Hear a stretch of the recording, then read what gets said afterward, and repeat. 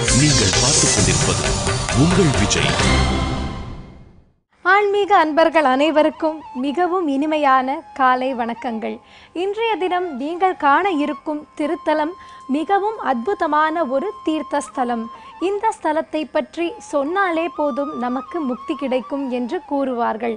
பிரபாச தீர்த்தத்தை பற்றி தான் இன்றைய தினம் நாம் காண இருக்கிறோம். ஓங்கார பிந்து சயுக்தம் நித்யம் த்யாயந்தி யோகினः காமத மோக்ஷத சைவம் ஓங்காராய நமோ நமः. ஓங்கார பிந்து சயுக்தம் நித்யம் த்யாயந்தி யோகினः காமத மோக்ஷத சைவம் ஓங்காராய நமோ நமः. இந்த பிரபாச தீர்த்தத்தில் பரசுராம அவதாரம் தொடங்கி ராம அவதாரம் வரை எத்தனையோ நிகழ்வுகள் நடந்துள்ளன. இறைவன் பிரத்யக்ஷமாக ஒரு இடத்திலும் இந்த ஒரு திருத்தலத்தில் இருக்கின்றார். இறைவன் இருந்து கொண்டு நம் அனைவருக்கும் அருள் தந்து கொண்டிருக்கிறார். ஒரு புறம் சோம்நாத் இருந்தால் மறுபுறம் ஸ்ரீ கிருஷ்ணரின் பாதச்சுவடுகள் இங்கே இருக்கின்றன. ஸ்ரீ கிருஷ்ணனின் அந்த பாதார விந்தங்களை நாம் பார்க்கும் பொழுது அவர் இந்த இடத்தில் வந்து செய்த லீலைகள் நம் நினைவிற்கு வருகின்றன. கிருஷ்ணருடைய லீலைகளை பற்றி கூறும் பொழுது அதை 3 விதமாக நாம் கூற முடிகின்றது. பால்ய லீலை, ராஜ்ய லீலை மற்றும் நிஷ்டா பிரஸ்தான் லீலை. பால்ய லீலைகள் அனைத்துமே நாம் அறிந்தது. ராஜ்ய லீலையும் நமக்கு தெரிந்தது. இறுதியாக நிஷ்டா பிரஸ்தான் லீலை என்று சொல்கிறோம் அல்லவா? அந்த நிஷ்டான் பிரஸ்தான் லீலை என்பது இந்த திருத்தலத்தில் தான் ஆரம்பித்தது. கிருஷ்ண பரமாத்மா தன்னுடைய இறுதி கடன்களை நடத்திய இடம் இந்த பிரபாச தீர்த்தம் என்று கூறுவார்கள். இந்த பிரபாச தீர்த்தம் மகாபாரதத்தில் ஒரு முக்கியமான இடமாகவே இருந்துள்ளது. ஸ்ரீ கிருஷ்ண பரமாத்மா குருக்ஷேத்திரத்தில் அர்ஜுனனுக்கு மகா விஸ்வரூப தரிசனத்தை காண்பித்து அதோடு கீதோபதேசமும் செய்கின்றார். அப்படி செய்த கிருஷ்ண பரமாத்மாவின் பாதச்சுவடுகள் இந்த திருத்தலத்தில் இருக்கின்றது என்பது இந்த திருத்தலத்தின் ஒரு தனித்துவமான விஷயம்.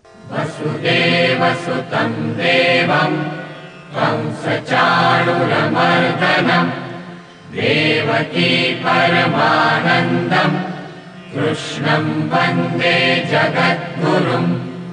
இந்த திருத்தலத்தில் கிருஷ்ண பரமாத்மா இருந்து எத்தனையோ லீலைகளை நடத்தினார்.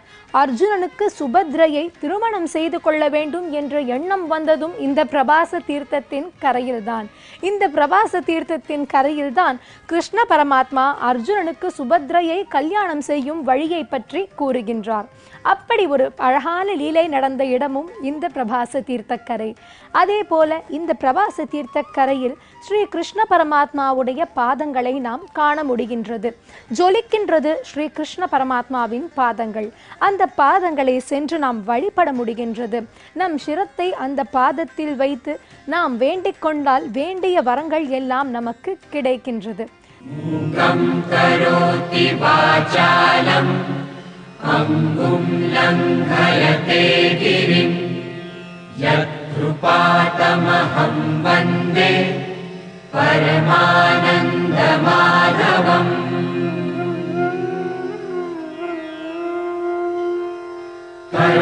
கராரவிந்தேன பதாரவிந்தம் முகாரவிந்தே விநிவேஷயந்தம் வடஸ்ய பத்ரஸ்ய புடேஷயானம் பாலம் முகுந்தம் மனசா ஸ்மராமி.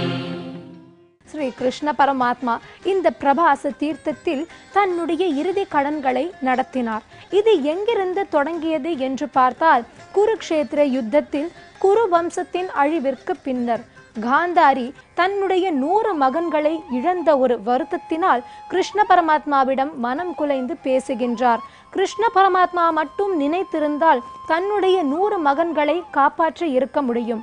ஆனால் கிருஷ்ண பரமாத்மா அப்படி செய்யாததினால் கிருஷ்ண பரமாத்மாவிற்கே காந்தாரி தேவி சாபம் தருகிறாள். என்ன சாபம் என்று பார்த்தால், இந்த விஷயம் நடந்து 36வது வருடத்தில் கிருஷ்ணனுடைய மகன் மற்றும் அவருடைய வம்சமே அழிந்துவிடும் என்று சாபம் தருகிறாள். அப்படி 36 ஆண்டுகள் ஆகிவிட்டது. யாதவ் மற்றும் அவருடைய குலமும் அழிந்துவிட்டது. இதை தெரிந்து கொண்ட பலராமன் அந்த இடத்திலிருந்து புறப்பட்டு சென்று விட்டார். இந்த பிரபாச தீர்த்தத்தில்தான் தன்னுடைய இறுதி காலத்தில் மிகவும் நிறைய நாட்களை செலவழித்தார் பலராமன். அப்படி இருந்த பலராமன் கிருஷ்ண பரமாத்மா இந்த இடத்தை விட்டு செல்லக்கூடிய நேரம் வந்துவிட்டது என்றதை உணர்ந்த உடனேவே அந்த திருத்தலத்தை விட்டு பாதாளத்திற்கு சென்று விட்டார். கிருஷ்ண பரமாத்மாவும் வைகுண்டத்திற்கு செல்ல வேண்டிய நேரம் வந்துவிட்டது. அது மட்டும் இல்லாமல் காந்தாரியின் வாக்கு பொய் ஆகக்கூடாது. காந்தாரி கொடுத்த சாபத்தினால் மட்டுமே அனைத்தும் பூர்த்தியாகின்றது என்பதை உணர்ந்து காந்தாரியுடைய அந்த பிரார்த்தனையான சாபம் நிறைவேற வேண்டும் என்பதற்காக அந்த குலமும் அழிந்த பிறகு ஸ்ரீ கிருஷ்ண பரமாத்மா மீண்டும் வைகுண்டத்திற்கு சென்று விடுகிறார். இவை அனைத்தும் நடந்த இடம் இந்த பிரபாச தீர்த்தம் என்றே சொல்லலாம். இந்த பிரபாச தீர்த்த கரையில்தான் காந்தாரி கிருஷ்ண பரமாத்மாவிற்கு சாபத்தை கொடுத்ததாகவும் வரலாறுகள் நமக்கு கூறுகின்றன. வடக்கில் எத்தனையோ விதமான வரலாறு மகாபாரதத்தை பற்றி விதவிதமாக கூறுகின்றது. அதில் ஒரு வரலாறு கூறியதுதான் இந்த கதையும் கூட. கிருஷ்ண பரமாத்மா வைகுண்டத்திற்கு சென்று விட்டார். பலராமன் எவ்வாறு சென்றார் பாதாளத்திற்கு என்று பார்த்தால், அவருக்கோ சேஷ்நாத் என்று ஒரு பெயர் உண்டு. அதாவது பாம்புகளின் தலைவன் என்று பெயர். பாம்புகளின் தலைவனாக இருக்கும் ஆதிசேஷனே பலராமன். ஆதிசேஷன் பெருமாள் எந்த அவதாரம் எடுத்தாலும் அதற்கு துணையாக வருவார். எப்படி ராம அவதாரத்தில் லக்ஷ்மணராக வந்தாரோ அதே போல கிருஷ்ண அவதாரத்தில் பலராமனாக வந்தார். அப்படி பலராமனாக வந்த ஆதிசேஷன் மீண்டும் அவருடைய ஸ்வரூபம், அதாவது பாம்பு ஸ்வரூபத்தை எடுத்துக்கொண்டு பாதாள லோகத்திற்கு சென்று விட்டார். இப்படி அவர் பாதாள லோகத்திற்கு சென்ற பிறகு பாம்பின் உருவமாக அந்த இடத்தில் பலராமனுக்கும் வழிபாடுகள் நடக்கின்றன. ஸ்ரீ கிருஷ்ண பரமாத்மாவிற்கும் வழிபாடுகள் மிகவும் அற்புதமாகவே நடந்து வருகின்றது. ஹரே கிருஷ்ணா ஹரே கிருஷ்ணா கிருஷ்ணா கிருஷ்ணா ஹரே ஹரே ஹரே கிருஷ்ணா ஹரே கிருஷ்ணா கிருஷ்ணா கிருஷ்ணா ஹரே ஹரே.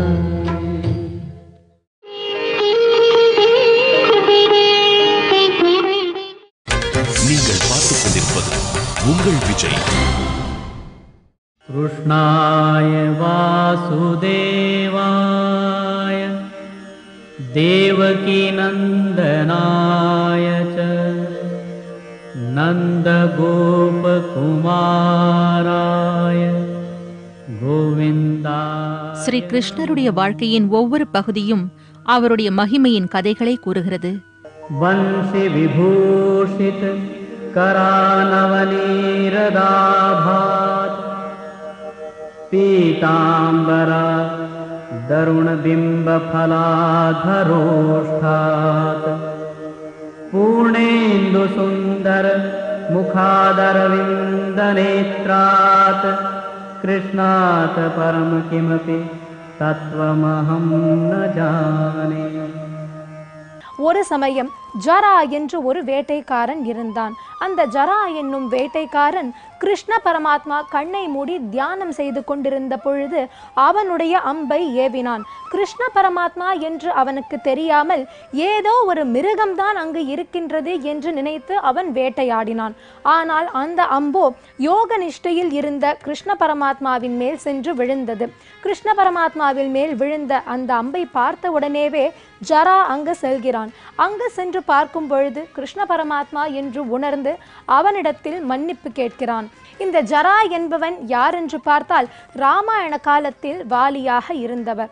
வாலியை ஸ்ரீராமன் மறைந்திருந்து வதம் செய்கிறார் அல்லவா, அதுபோல இந்த இடத்தில் கிருஷ்ணர் என்பதை உணராமல் இவனும் மறைந்திருந்தபடி வேட்டையாடினான்.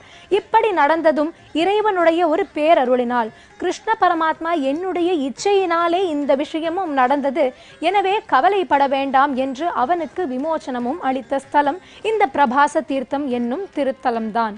இந்த இடத்தில் சிவபெருமான் இருக்கின்றார். எப்படி என்று பார்த்தால் பரசுராமர் காலத்தில் இது வந்தது. பரசுராமர் சத்திரியர்களை அழித்தார்.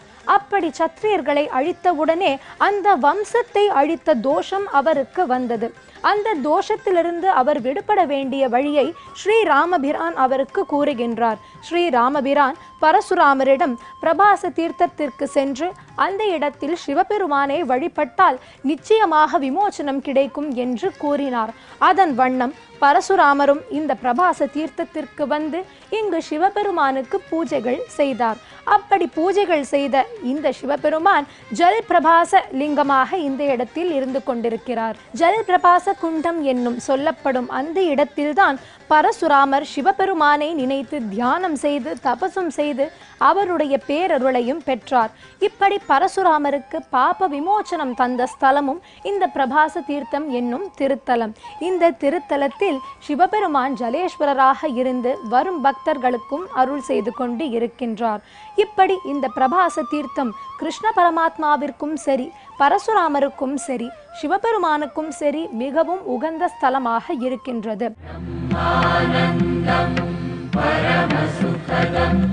கேவலம் ஞானமூர்த்திம் சர்வதி சாட்சிபூதம் பாவாதீதம் திரிகுணரஹிதம் சத்குரும் தம் நமாமி.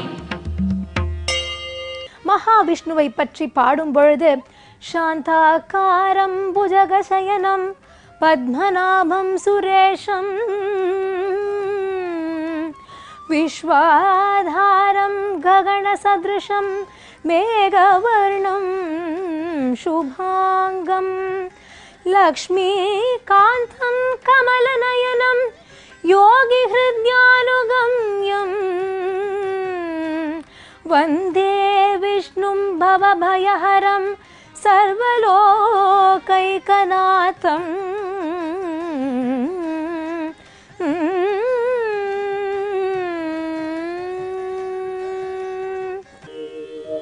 சசங்கசக்ரம் சகிரீடகுண்டலம் சபீதவஸ்திரம் சரசிருஹேக்ஷணம் சஹாரவக்ஷஸ்தல शोभिकौस्तुभं नमामि विष्णु शिरसा चतुर्भुजम्. மகாவிஷ்ணு லக்ஷ்மிகாந்தனாக அனைத்து இடங்களிலும் இருப்பவர். அப்படி லக்ஷ்மிகாந்தனாக இந்த இடத்தில் இருந்து அவர் அனைவரையும் பரிபாலனம் செய்து கொண்டு இருக்கின்றார்.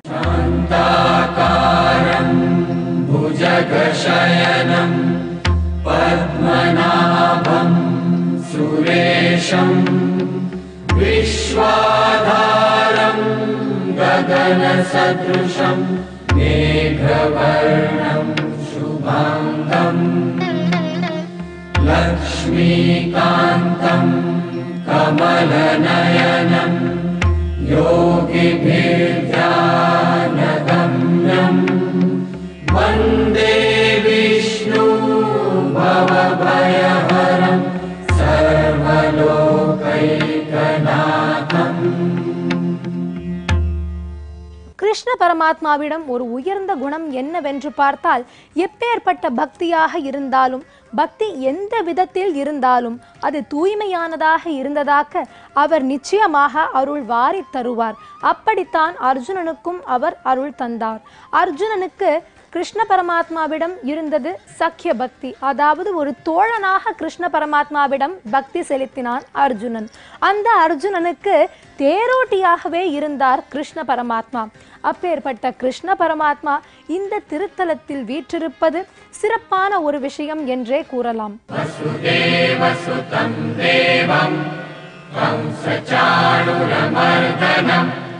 देवकी परमानन्दम् कृष्णं वन्दे जगद्गुरुम् कृष्णाय वासुदेवाय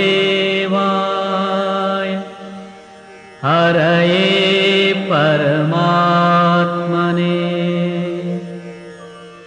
प्रणतक्लेशनाशाय गोविन्दाय नमो नमः. ஒரு புறம் ஸ்ரீ கிருஷ்ண பரமாத்மாவிற்கு விக்கிரகம் தனி பூஜைகள் என்று நடக்கின்றது, மறுபுறம் ஜலேஸ்வரருக்காக தனி பூஜைகள் நடக்கின்றது. மற்றொரு சிறப்பான விசேஷம் என்னவென்று பார்த்தால், பரசுராமருக்கும் இங்கே ஒரு கோவில் இருக்கின்றது. பரசுராமருக்கும் கோவில் இருக்கின்றது. ஒரு புறம் கிருஷ்ண பரமாத்மாவின் பாதச்சுவடுகள் என்றால், பரசுராமன் கோவிலில் பரசுராமரின் பாதங்களும் இருக்கின்றன, பரசுராமரின் பாதச்சுவடுகளும் இருக்கின்றன. அதை தொட்டும் நாம் வழிபாடுகள் செய்ய முடிகின்றது. இப்படி இது மூன்றும் ஒரு பக்கம் இருந்தால், மறுபுறம் சோம்நாத்தும் இருக்கின்றது. இப்படி இந்த பிரபாச தீர்த்தத்தை சுற்றி இத்தனை அற்புதமான திருத்தலங்கள் இருக்கின்றன.